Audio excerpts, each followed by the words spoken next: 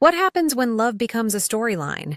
When moments that once felt private, sacred even, turn into scenes for the world to analyze, replay, and judge? That's what we're seeing unfold inside Welcome to Plathville. Once a picture of small-town purity and faith, this family story has turned into a slow, emotional unraveling. Love fading under the weight of control, loyalty, and the bright, unblinking eye of reality TV. Ethan and Olivia once stood together against the world. Two young hearts trying to build a life outside the rules they grew up with. But now even their goodbyes sound rehearsed, polite, and distant. You can feel years of pain sitting quietly between every word they say. Then there's Micah, once the carefree, smiling brother everyone adored. But behind the charm is a man caught between two worlds, his family's expectations and the woman who made him question it all, Veronica. Their love story looked effortless, but in the end, it crumbled under whispers, judgment, and the kind of pressure that no relationship can survive. And standing slightly apart, watching it all, is Kim, the mother who built the walls her children are now trying to escape. She says she wants peace, but peace never comes easy when every boundary feels like betrayal. Hi, friends. I'm Sarah, and welcome back to Sister Wives Daily. If you love real, unfiltered family stories, not the polished TV version, but the raw emotions underneath, you're in the right place. Don't forget to subscribe, give this video a like, and share your thoughts in the comments below. Because today, we're not just watching a show, we're witnessing what happens when love, family, and fame collide. So let's ask the question that keeps echoing behind every tear, every silence, and every goodbye. Did reality TV expose the truth? Or destroy what was left of it? There was a time when Ethan and Olivia Plath looked like hope itself, a young couple who had somehow found love in the shadow of strict rules, rigid faith, and a family that believed obedience was everything. Ethan grew up in a world where control was mistaken for care, where emotions were filtered through religion and rebellion was treated like sin. Olivia, on the other hand, came from a more open space. Her love was expressive, questioning, alive. When their worlds collided, it was electric. She was his first real taste of freedom, and he was her chance to build something pure in a world that often felt too harsh. But love built on opposites only works if both are willing to bend. And as time passed, neither of them did. Ethan's loyalty to his family, to his father's way of thinking, clashed constantly with Olivia's need for independence. What started as small disagreements, over holidays, over visits, over boundaries, turned into emotional distance. Season after season, we watched them trying to speak the same language of love, but using entirely different words. And now, it's come to this. The final meeting, the end of a marriage that once carried so much hope. Ethan shows up late, not just to a meeting, but to closure itself. His reasons sound practical, even innocent, but beneath them is a kind of avoidance that's haunted their relationship from the start. Olivia sits across from him, calm but visibly drained.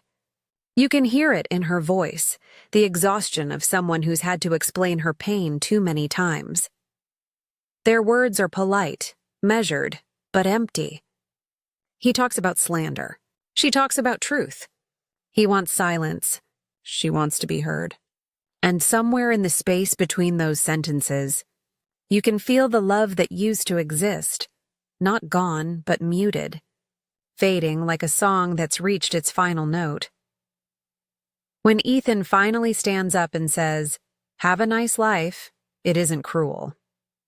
It's weary, a quiet surrender. The kind of goodbye that doesn't echo in anger, but in acceptance. And as that door closes, it feels symbolic, not just for Ethan and Olivia, but for the entire Plath family. Because every one of them is standing at that same crossroads, between control and freedom, between holding on and letting go. Micah Plath has always been the quiet transformer of the Plath family story. From a boy raised under strict rules and filtered conversations to a man learning to stand on his own, Micah's journey has been about finding his identity, not the one written by his parents, but the one he created through experience, freedom, and yes, mistakes. When Veronica came into his life, she represented everything new. She was confident, worldly, and completely unafraid to speak her mind. For a while, she matched Micah's new sense of independence. She made him laugh, challenged him, reminded him that he didn't need permission to be himself. But in a family like the Plaths, love rarely exists in a vacuum. There are always eyes watching and judgments waiting. The tension started small. Whispers about her lifestyle, her opinions, and the way she carried herself. But it reached its breaking point the moment the OnlyFans accusations hit the table. Veronica didn't flinch. She met the comments with her trademark sarcasm, turning judgment into defiance. Yet, behind her smile, it was clear she was tired of being measured against the family's expectations. For Micah, that moment was brutal. You could see it in his expression, the tug of war between two worlds. One, the loyal son who didn't want to disrespect his family's beliefs.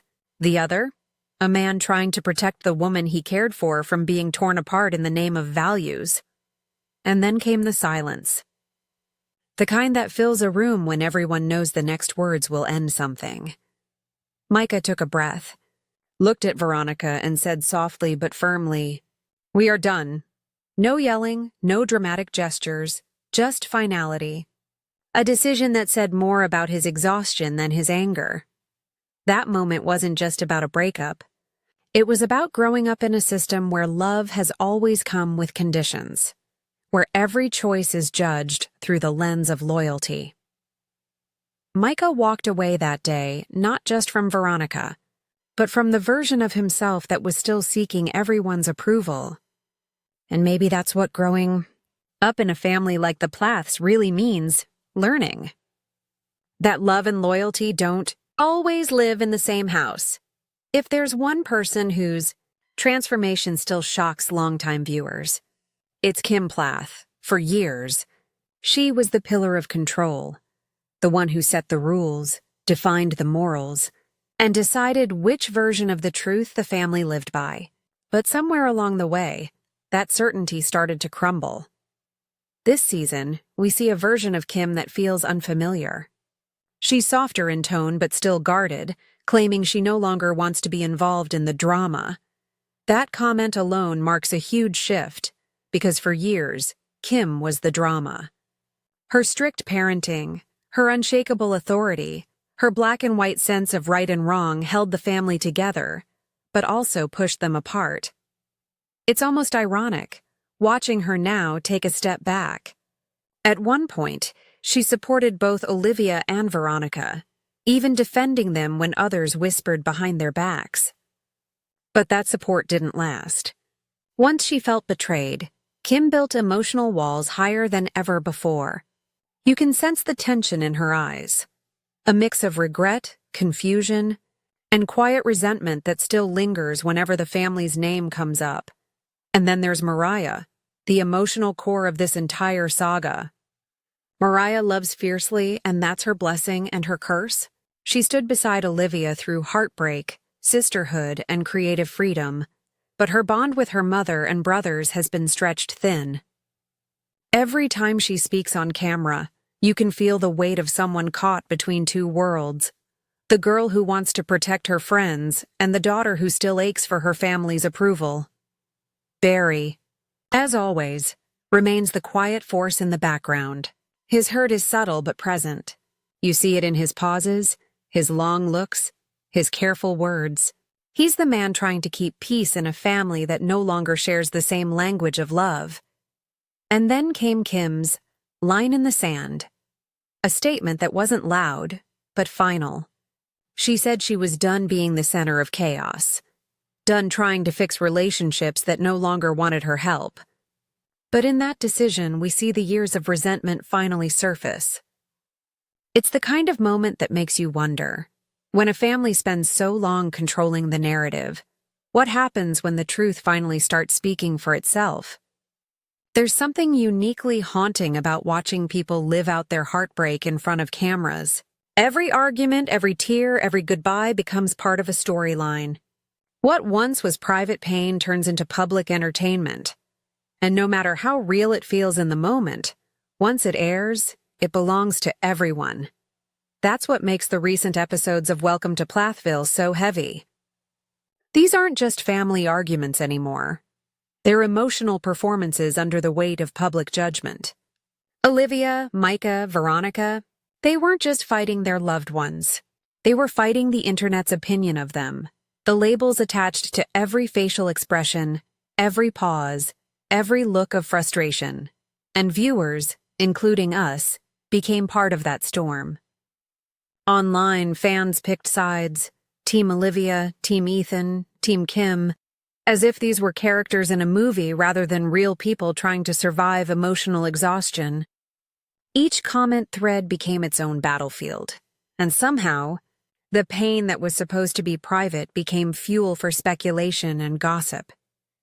Ethan's quiet moment of packing his things spoke louder than any fight could. You could see the years of emotional restraint finally showing through. The boy raised to never question authority, now realizing the cost of silence.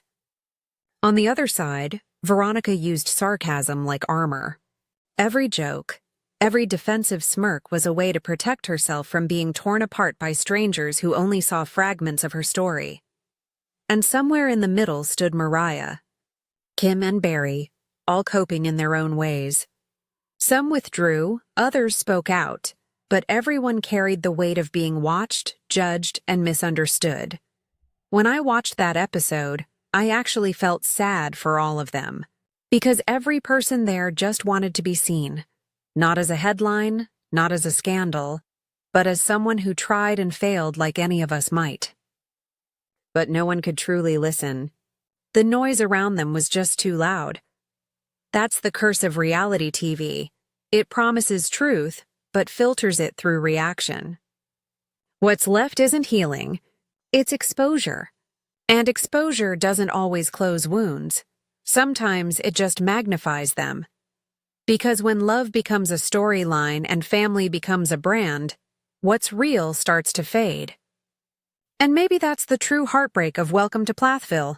Not the divorces, not the drama, but how easy it is to lose your voice when everyone else is telling your story. There's something about the Plath family that makes their story linger long after the credits roll.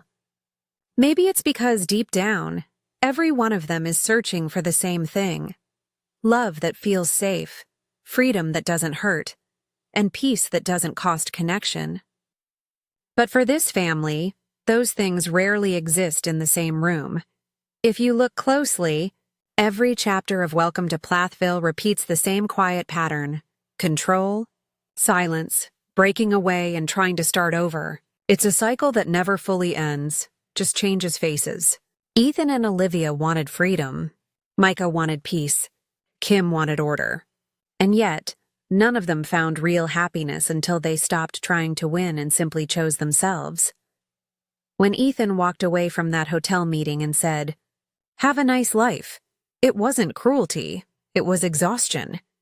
Years of trying to hold on finally gave way to the realization that peace sometimes means letting go.